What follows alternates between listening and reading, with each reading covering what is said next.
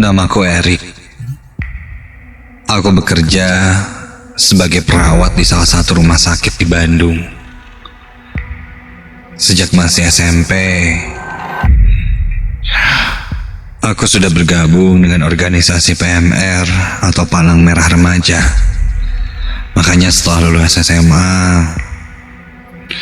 aku sangat senang sekali bisa bekerja sebagai perawat. Tanpa bermaksud untuk sombong, aku memang senang menolong. Aku juga menyukai dunia medis. Sebenarnya cita-citaku menjadi dokter, tapi tak apalah. Jadi perawat juga sudah menjadi kebanggaan untukku. Sebagai perawat, aku tidak hanya dituntut untuk selalu sigap, tapi juga tahan mengantuk. Maklum, terkadang aku dapat shift malam yang mengharuskanku untuk begadang. Tapi sejujurnya, jika harus memilih, aku lebih suka shift pagi atau siang saja. Karena suasana bekerja dan interaksi dengan teman-teman perawat yang lain lebih mengasihkan dibanding shift malam. Karena jika sudah malam, biasanya tidak banyak yang ditugaskan. Belum lagi harus menghadapi kejadian-kejadian aneh dan janggal, seperti yang kualami malam itu.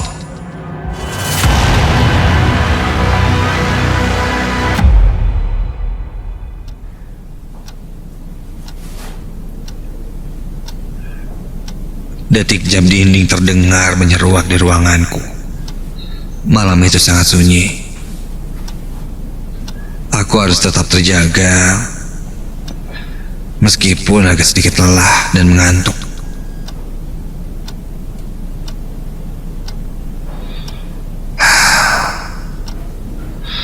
Namun rupanya, aku tidak cukup tangguh untuk melawan kantuk yang semakin menjadi.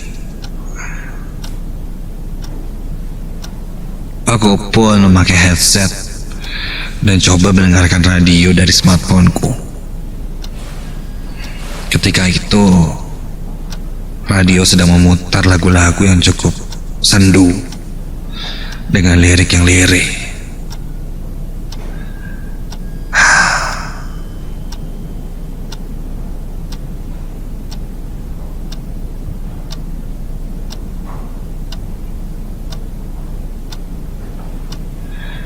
Untungnya, gara-gara mendengarkan radio itu, aku cukup terjaga kembali.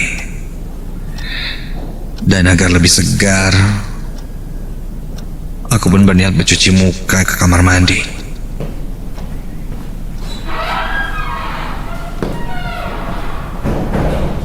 Aku pun beranjak menuju kamar mandi atau toilet dan menyusuri salah satu lorong di rumah sakit ini.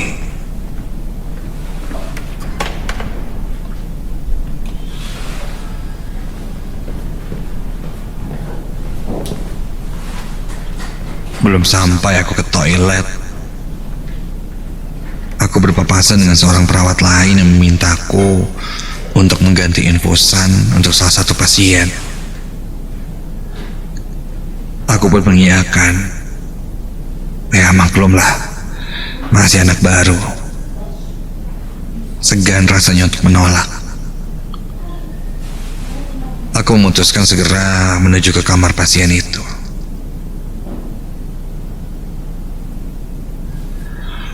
Aku berjalan ke arah lift menuju kamar pasien. Ketika lift terbuka,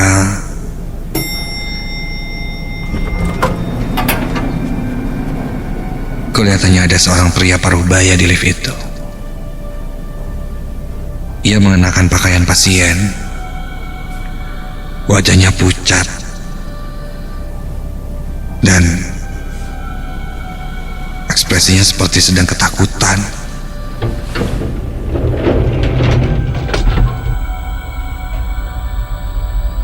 kemana malam-malam seperti ini? Pasien dari kamar berapa ya?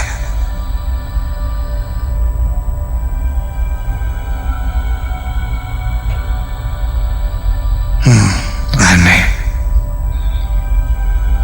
Penasaran, aku pun coba bertanya padanya. Bapak dari kamar berapa? Mau kemana, Pak? Dia seakan takut melihatku. Wajahnya semakin pucat. Aneh. Pak? Mau saya antar ke kamar, Pak?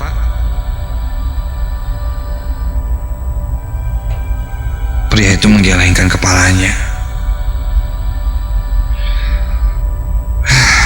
Mungkin dia sedang tidak ingin bicara atau entahlah.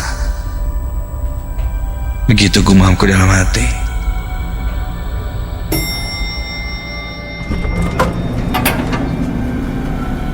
Aku pun turun dari lift karena sudah sampai di lantai tempatku turun. Meninggalkan pria parubaya itu masih di dalam lift.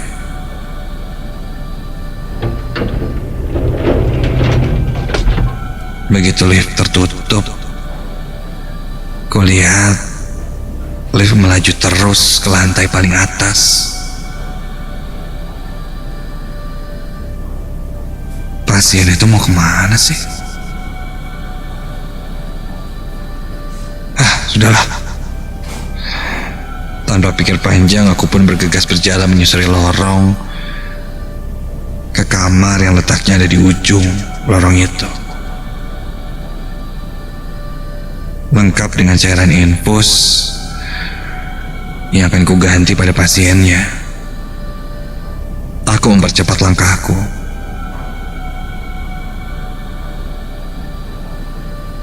Karena selain aku memang harus sigap dan cepat, aku juga sedikit takut dengan suasana lorong yang sepi, sunyi, dan redup. Hingga tiba-tiba saja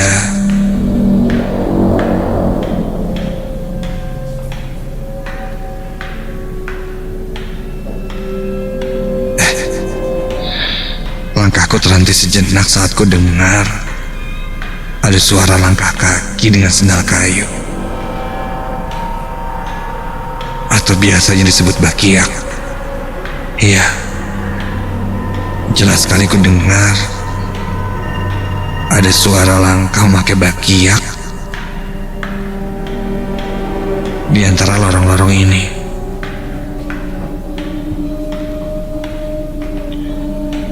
Dan beriringan dengan suara langkahku, aku melangkah perlahan. Suara itu pun terdengar lagi.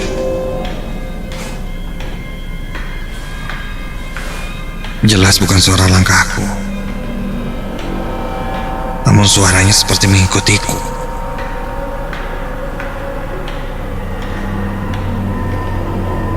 Aku berjalan sambil menengok ke belakang.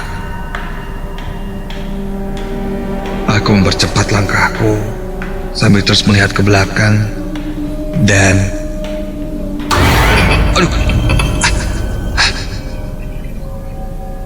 maaf, Pak. Karena dari tadi ku lihat ke belakang, hingga tak sadar aku menabrak seseorang di depanku. Seorang pria saat itu. Dia memakai baju pasien. Aku pun meninggalkan orang itu dan lanjut menuju kamar tempatku akan mengganti infus.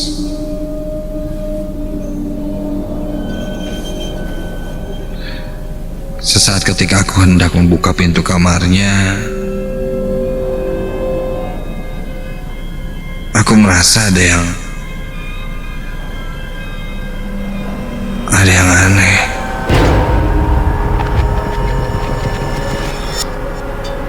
Ingatanku lalu tertuju pada seseorang yang berpapasan di lorong tadi.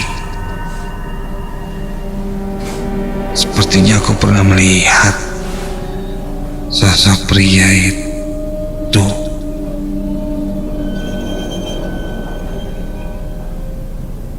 Dan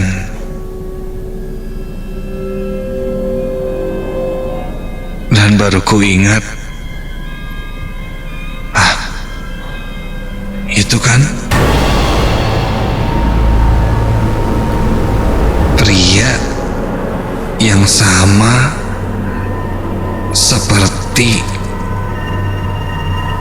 yang ada di dalam lift tadi. Iya.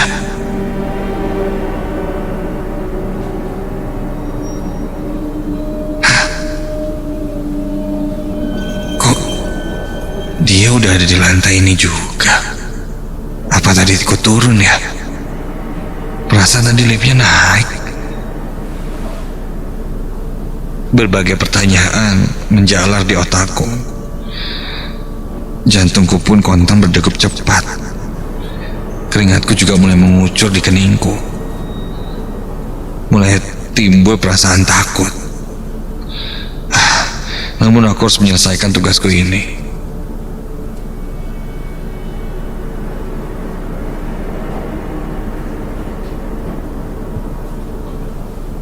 Aku pun lanjut masuk ke kamar pasien.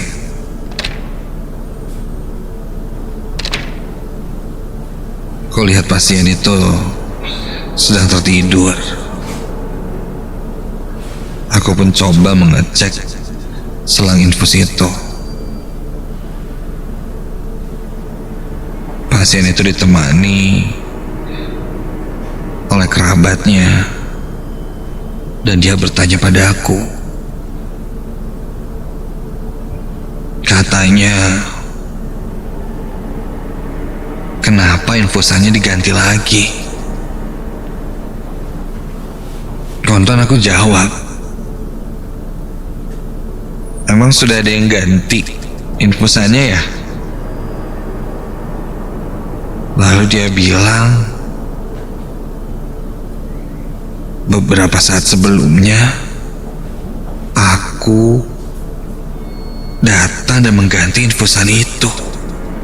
Loh, aku jelas-jelas saja aku baru sampai ke ruangan itu.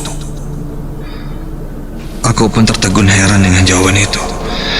Aku coba menjelaskan, tapi orang itu sangat yakin bahwa tadi akulah yang telah mengganti cairan infusnya beberapa menit sebelum aku datang ini. Aku coba berpikir positif, mungkin perawat lain yang menggantinya dan mirip dengan entahlah. Namun orang itu berkata sangat jelas bahwa orangnya adalah aku, Erik. Ya, bahkan dia melihat papa namanya Erik. Sudahlah, aku pun kembali lagi ke ruanganku dari kamar itu.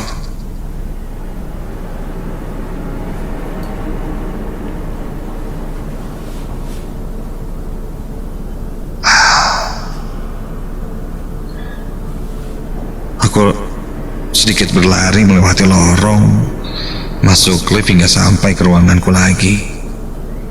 Kulihat ada salah satu rekan kerjaku sesama perawat yang sedang duduk di sana. Aku pun mintanya untuk bergantian, karena rasanya aku perlu menjamkan mataku sejenak. Mungkin sosok yang sama yang kulihat di lorong itu pun hanya halusinasiku karena terlalu mengantuk.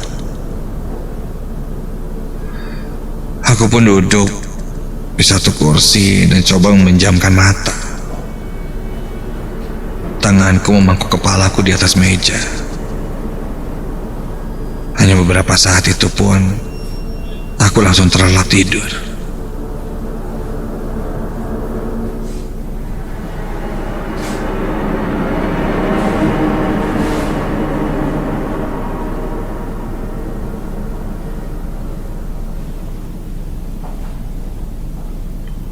Sampai tiba-tiba aku terbangun ketika mendengar suara berdecit. Suara itu cukup mengganggu hingga membuatku terbangun. Aku pun membuka mata. Ruanganku ini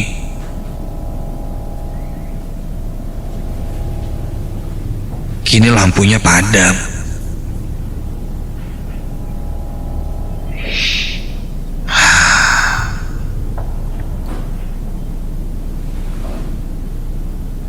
Temanku yang jaga tidak berada denganku saat itu. Di ruanganku itu ada sebuah ranjang pasien untuk check up. Dan ketika itu suara berdecit itu berasal dari ranjang pasien di ruanganku itu.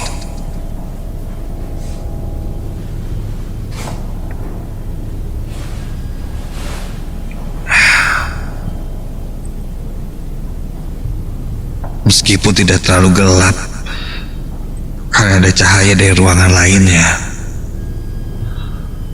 remang-remang aku mendekati ranjang pasien itu.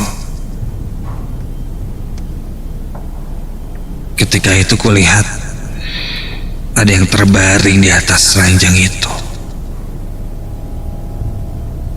Sepertinya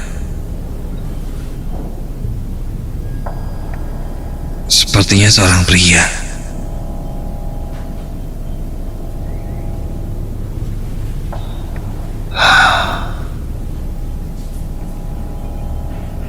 Pria itu bergerak-gerak seperti kesakitan sehingga membuat ranjang pasien itu berdecit-decit, sangat membangkitkan telinga. Dia seperti kesakitan meraung-raung sambil tangannya mencoba menggapai-gapai.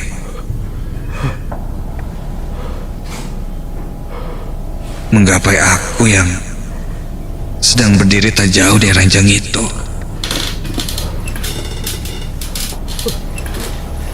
Sepertinya wajahnya melihat ke arahku. Karena gelap, aku tidak terlalu melihat pasti. Bagaimana wajahnya? Yang jelas dia terus meraung kesakitan. Diiringi suara decit dari ranjang pasien itu. Sangat berisik.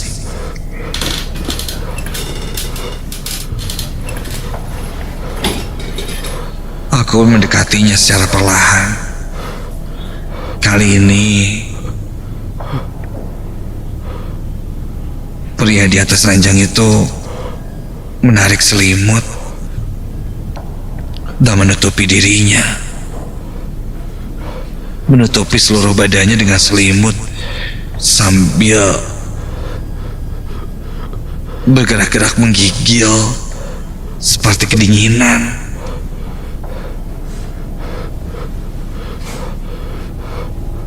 Aku pun langsung mendekati ranjang pasien itu. Pak, nggak apa-apa Pak? Coba Pak, saya lihat dulu keadaannya Pak. Pak? Orang itu masih menggigil sangat hebat, menutupi seluruh badannya dengan selimut. Aku pun coba menarik selimut itu dan membukanya. Pak, coba saya lihat dulu kondisinya Pak ya.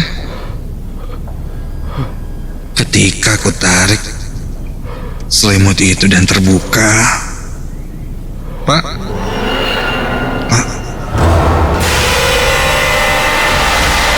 astaga,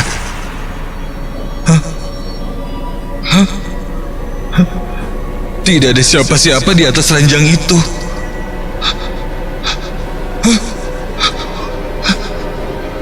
Ya Tuhan, di atas ranjang itu kini hanya selimut saja, bantal dan tidak ada siapa-siapa yang terbaring di sana. Jantungku berdegup sangat kencang, bulu kuduku berdiri seketika. Sampai tiba-tiba saja rambutku seperti dijambak dari belakang hingga membuatku terjatuh. Dan ketika ku tengok ke belakang, ya Tuhan, seketika mataku terbuka lebar ketika melihat sosok laki-laki berdiri di belakangku, memakai baju pasien dengan matanya yang membelalak dan wajahnya sangat pucat seperti lebam membiru. Dia meraung-raung kesakitan, suaranya sangat menyeramkan. Aku seperti tidak bisa mengendalikan diri lagi. Ku coba untuk menghafal doa-doa dan terus berkonsentrasi. Aku pejamkan mataku. Mulutku terus berkomat-kamit.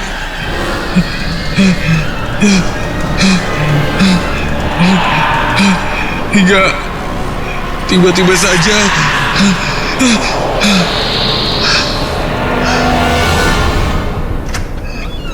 ku dengar ada suara pintu yang terbuka. Dan ketika itu ku lihat teman-temanku yang lain berlarian menuju ruangan ini. Keringat mengucur deras di dahiku dan punggungku. Sosok itu sudah hilang seketika. Nafasku tak beraturan karena degup jantungku yang begitu kencang. Aku pun menceritakan apa yang kulihat. Salah satu temanku bercerita, memang sosok pria berpakaian pasien dengan wajah pucat beberapa kali sering menampakkan diri, bahkan membuat takut pengunjung rumah sakit. Sampai sekarang belum ada yang bisa menceritakan jelas siapa sosok berpakaian pasien itu. Meskipun ada beberapa spekulasi, tapi belum jelas kebenarannya. Sampai saat ini, jika aku harus berjaga malam, aku tidak mau lagi berjalan di lorong sendirian. Karena sosok itu akan datang menemani jika kita berjalan sendirian di lorong itu.